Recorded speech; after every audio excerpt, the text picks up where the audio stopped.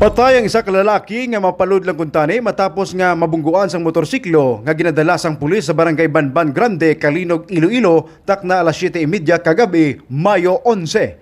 Ginkilalang biktima nga si Jose Milo Kibal, 51 anyos, soltero kag residente sang nasambit nga lugar, samtang ang suspitsado naman amo si Police Corporal Leo Jan Canario, 31 anyos, kasado kag residente sang Barangay Escalante City, Negros Occidental.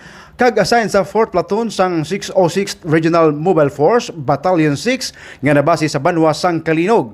Sa interview sang Radyo Bandera kay Police Captain Daji de Lima, hepe sang Kalinog Municipal Police Station, ginpahayag sini nga nagatabok ang biktima sa dalan sang hinali lang nga nabungguan sang sospek.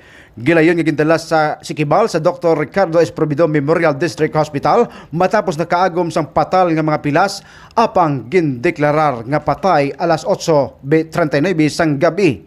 Sandig sa investigasyon sang kapulisan, magluwas nga madulom ang lugar bangod brownout sang amo nga tinion, guba pa ang suga sang iya nga motorsiklo kag nakainom pa sang makahulubog nga ilimnon si Canario.